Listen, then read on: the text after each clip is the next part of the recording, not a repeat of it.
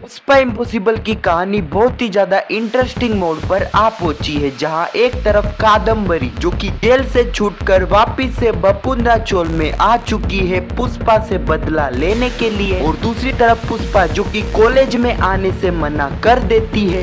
इसके बारे में जैसे ही राजवीर शास्त्री को पता लगता है तो वह ठान लेते हैं वह वापिस से पुष्पा को कॉलेज में लेकर आएंगे। अब ऐसे में यहाँ पर क्या होने वाला है और साथ ही पुष्पा इम्पॉसिबल की आने वाली कहानी क्या रहने वाली है, इन्हीं बातों को हम आज की इस वीडियो में जानने वाले हैं। तो वीडियो को एंड तक जरूर देखना। एपिसोड की स्टार्टिंग में हम राजवीर शास्त्री को देखते हैं जो कि पुष्पा के घर पर आए हुए थे पुष्पा को यह बताने कि वह अब कॉलेज में वापस आ सकती है। राजवीर शास्त्री पुष्पा को यह बताते, लेकिन उससे पहले पुष्पा राजवीर शास्त्री की आरती उतारने लग जाती है। यह देखते ही राजवीर काफी शौक हो जाता है और वह पुष्पा से पूछता है कि वह ये सब क्या कर रही है। पुष्पा बताती है कि आज गुरु पूर्णिमा है और आप मेरे गुरु हो और आज ही के दिन आप मेरे घर पर आए हो, तो मेरा यह फर्ज है कि मैं आपकी आरती उतारूं। पहले तो राजवीर शास्त्री ये सब करने से मना कर देते हैं, लेकिन पुष्पा के बार बार कहने पर राजवीर शास्त्री को पुष्पा की बातें माननी पड़ती है। इसके बाद राजवीर शास्त्री जिस काम के लिए पुष्पा से मिलने के लिए आए थे वह चीज पुष्पा को बताते हैं कि बोर्ड ने यह परमिशन दे दी है कि पुष्पा जी वापिस से कॉलेज आ सकती है। अब यह सुनते हैं पहले तो पुष्पा काफी ज्यादा खुश होती है, लेकिन थोड़ी देर बाद पुष्पा राजवीर शास्त्री को कॉलेज वापिस आने से मना कर देती है और कहती है कि सर माफ कर देना, लेकिन मैं वापिस से कॉलेज नहीं आ सकती हूँ क्योंकि मेरे ऊपर काफी सारी जिम्मेदारियां हैं और मुझे इस घर को भी संभालना है। जिसको ट्विंस होने वाले हैं इसकी भी देखभाल मुझे करनी है। राजवीर शास्त्री पुष्पा को समझाते हैं, लेकिन पुष्पा नहीं मानती है क्योंकि पुष्पा ने यह निर्णय ले लिया था कि अब वह पढ़ाई छोड़ देगी। अगले ही सीन में हम नैना को देखते हैं जो कि अपने अंकल के ऊपर काफी गुस्सा होती है और उन्हें कहती है, अंकल आप तो इस बोर्ड के मेंबर हो ना, लेकिन इसके बावजूद भी आप पुष्पा को कॉलेज में आने से नहीं रोक पाए और राजवीर शास्त्री ने भी आपकी इतनी इंसल्ट की, लेकिन उसके बावजूद भी आप राजवीर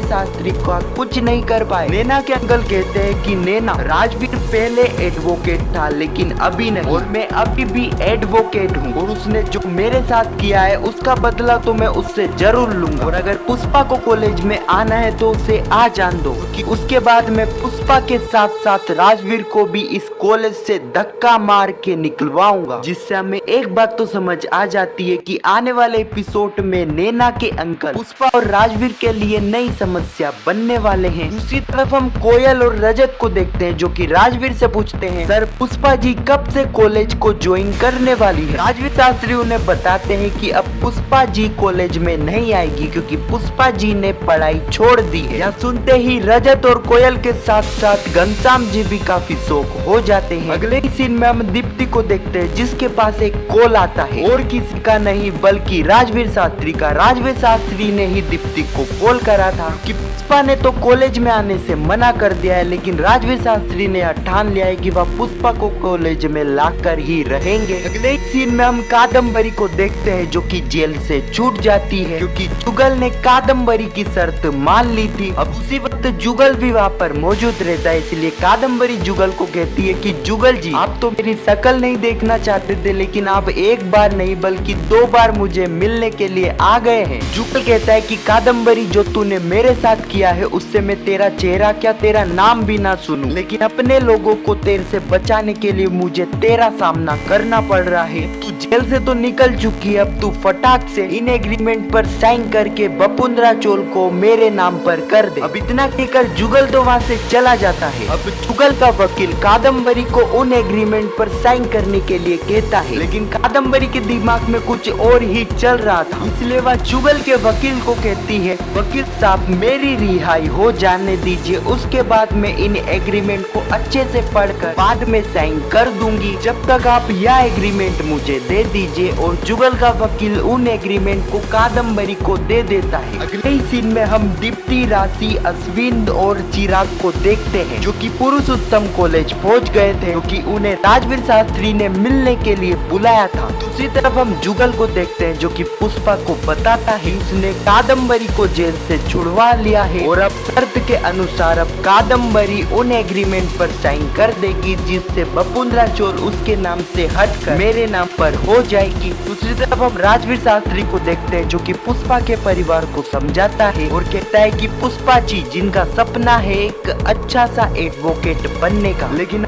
वापिस से उनका वह सपना पूरा होने वाला है, लेकिन अब वह खुद ही उस सपने को तोड़ना चाहती है। वह ये सब तुम्हारे लिए ही कर रही है। पुष्पा उसके बारे में ना सोचकर सबसे पहले तुम्हारे बारे में सोच रही है। मुझे यह भी पता है कि आप सब भी यह चाहते हो कि पुष्पा जी वापिस से कॉलेज में आए और अपनी पढ़ाई वापिस से स्टार्ट करे। उसके लिए आपको पुष्पा जी को समझाना होगा। अगले ही सीन में हम कादम्बरी को देखते हैं, जो कि जेल के बाहर आ चुकी थी। दूसरी तरफ हम जुगल को देखते हैं, जिसके पास उसके वकील का कॉल आता है और उसे बताता है कि कादम्बरी ने अभी उन एग्रीमेंट पर साइन नहीं करा है और कादम्बरी उन एग्रीमेंट को अभी लेकर चली गई है, कि कादम्बरी ने उसे यह कहा है कि वह बाद में उन एग्रीमेंट को पढ़कर अच्छे से साइन कर देगी। अब इतना सुनकर जुगल को समझ आ जाता है कि कादम्बरी ने फिर से उन्हें धोखा दे दिया है। अब आने वाले एपिसोड में हम देखेंगे कि कादम्बरी जो कि सीधे ही पहुंच जाएगी बपुंद्रा चोल। कादम्बरी ने उन एग्रीमेंट पर साइन तो कर दिया है, लेकिन कादम्बरी ने उन एग्रीमेंट में एक क्लॉज को ऐड करवा दिया है, जिसमें यह लिखा है कि कादम्बरी तभी बपुंद्रा चोल को जुगल के नाम करेगी जब उसे इस चोल में एक फ्लोट मिलेगा। अब यहाँ पर मजबूरन चोल वालों को कादम्बरी को एक फ्लोट देना होगा। ऐसा कादम्बरी ने ऐसा इसलिए करा है क्योंकि वह चाहती है कि वह चोल में ही रहकर पुष्पा से अपना बदला ले। हाँ, तो यही कुछ कहानी है जो कि पुष्पा इम्पॉसिबल के आने वाले एपिसोड में हमें देखने को मिलने वाली है। खैर, आपको यह वीडियो कैसी लगी कमेंट में जरूर बताना, और वीडियो पसंद आई तो वीडियो को एक लाइक जरूर करना, और पुष्पा इम्पॉसिबल के आने वाले एपिसोड की ऐसी वीडियो के लिए चैनल को सब्सक्राइब अवश्य करना। जब तक के लिए धन्यवाद।